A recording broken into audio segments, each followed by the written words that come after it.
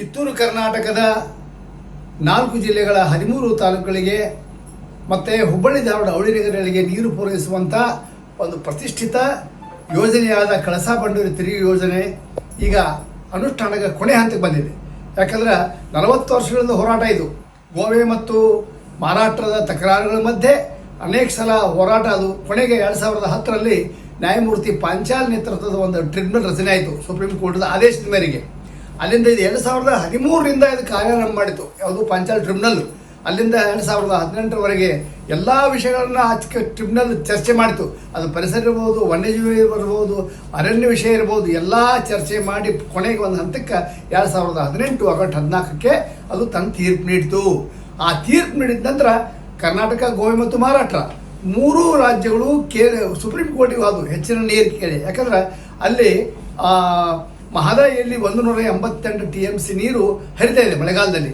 ಅದರಲ್ಲಿ ಈಗ ಮೊದಲು ಅಥವಾ ಮೊದಲ ಹಂತದಲ್ಲಿ ನಮಗೆ ಸುಮಾರು 13.13 TMC ಕರ್ನಾಟಕ ಕೊಟ್ಟಿದ್ದಾರೆ, ಗೋವೆಗೆ 24 TMC ಕೊಟ್ಟಿದ್ದಾರೆ ಮತ್ತು ಮಹಾರಾಷ್ಟ್ರಕ್ಕೆ 1.33 TMC ಕೊಟ್ಟಿದ್ದಾರೆ.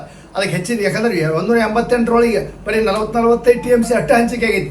ಇನ್ನೂ ಹಂಚಿಕೆ ಬೇಕಾದ್ರೆ ಸುಪ್ರೀಂ ಕೋರ್ಟಿಗೆ ಹೋಗೈತಿ.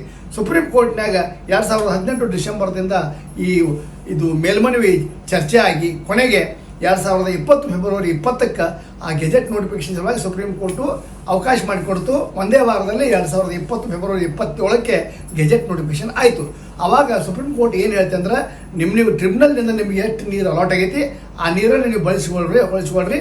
ಅದಕ್ಕೂ ಪೂರ್ವದಲ್ಲಿ ಕೇಂದ್ರ ಸರ್ಕಾರದ ಅರಣ್ಯ ವನ್ಯಜೀವಿ ಪರಿಸರ ಇಲಾಖೆಯಿಂದ ಅನುಮತಿ ತಗೊಳ್ರಂದು ಆ ಅನುಮತಿ ತೆಗೆದುಕೊಳ್ಳುವಂಥ ಪ್ರಕ್ರಿಯೆ ಈಗ ನಡೆದೈತಿ. ಈ ಮಧ್ಯೆ ಬೊಮ್ಮಾಯಿ ಸರ್ಕಾರ ಇದ್ದಾಗ ಬೊಮ್ಮಾಯಿ ಸರ್ಕಾರದವರು ಆ ಅಧಿಕಾರದ ಕೊನೆ ಹಂತದಲ್ಲಿ ಅದಕ್ಕೆ ಕಳಸಾ ಮತ್ತು ಬಂಡೂರಿ ಎರಡಕ್ಕೂ ಅವರು ಟೆಂಡರ್ ಕರೆದ್ರು. ಆ ಟೆಂಡರು ಸಹಿತ ಅದು ಎಕ್ಸೆಪ್ಟ್ ಆಗಿ ಇಬ್ಬರ ದೊಡ್ಡ ಗುತ್ತಿಗೆದಾರರಿಗೆ ಅದು ಕೆಲಸನೂ ಹಂಚಿಕೆ ಆಗೈತಿ. ಆದರೆ ಒಂದೇನಿದೆ ಅಂದರೆ ಕೇಂದ್ರ ಸರ್ಕಾರ ಅನುಮತಿ ಸಲುವಾಗಿ ರಾಜ್ಯ ಸರ್ಕಾರ ಕಾಯ್ತಾ ಇದೆ. ಅದಕ್ಕೆ ಬೇಕಾಗುವಟ್ಟ ಹಣಕಾಸನ್ನು ಬಜೆಟ್ನಲ್ಲಿ ಅವರು ಮೀಸಲಿಟ್ಟಿದ್ದಾರೆ.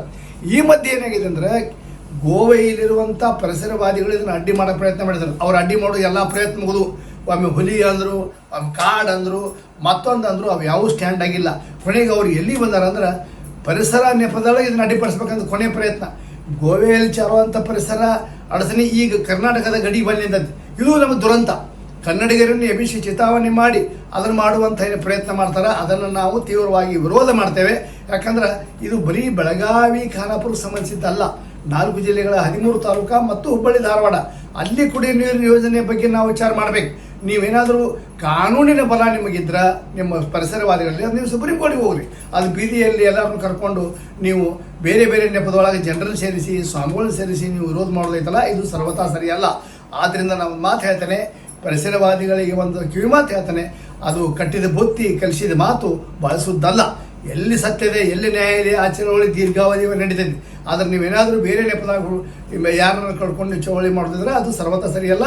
ಅವ್ರು ಈಗಲಾದರೂ ಹೇಳ್ತಾನೆ, ಈ ಕುಡಿಯುವ ನೀರಿನ ಯೋಜನೆಯನ್ನು ಇದನ್ನು ಪರಿಹಾರ ಇದರಲ್ಲಿದೆ ಕಳಸಾ ಬಂಡೂರದಲ್ಲಿ. ಅದನ್ನು ನೀವು ಅವ್ರು ಕುಡಿಯುವ ನೀರು ಸಿಗುವಂಥ ಕೆಲಸವನ್ನು ನೀವು ಕೈ ಜೋಡಿಸ್ಬೇಕು. ಕರ್ನಾಟಕದವರು ಕರ್ನಾಟಕ ಕೂತ್ಕೊಂಡು ಪರಿಸರವಾದ ನೆಪದಾಗಿ ಇದನ್ನು ಅಡಚಣೆ ಮಾಡೋದು ಸರಿಯಲ್ಲ. ಇದನ್ನು ನಾನು ಭಾಳ ಕಿವಿಮಾತು ಹೇಳ್ತಾನೆ, ನೀವು ಹೊರನವರಲ್ಲ, ಕರ್ನಾಟಕ ಗಡಿಯೊಳಗೆ ಕನ್ನಡಿಗರು ಅದಾರ, ಮರಾಠಿಗರು ಅದಾರ. ಇದಕ್ಕೆ ಬೇರೆ ಬೇರೆ ವೆಸ್ಟರ್ನ್ ಇಂಟ್ರೆಸ್ಟ್ಗಳು ಅವರು ನಿಮ್ಮನ್ನು ದುರುಪಯೋಗ ಮಾಡೋದು ಸಂಭವ ಐತಿ. ಆದ್ದರಿಂದ ಈ ಚಳವಳಿಯನ್ನು ದಯವಿಟ್ಟು ಕೈಬಿಟ್ಟು 4 ಜಿಲ್ಲೆಗಳ 13 ತಾಲೂಕುಗಳ ಕುಡಿಯುವ ನೀರಿನ ಸಮಸ್ಯೆ ಬಗೆಹರಿಸಾಗ ನಮ್ಮೊಂದಿಗೆ ಕೈಗೂಡಿಸ್ಬೇಕು ಅಂತೇಳಿ ಈ ಸಂದರ್ಭದಲ್ಲಿ ನಾನು ಮನವಿ ಮಾಡ್ತೇನೆ.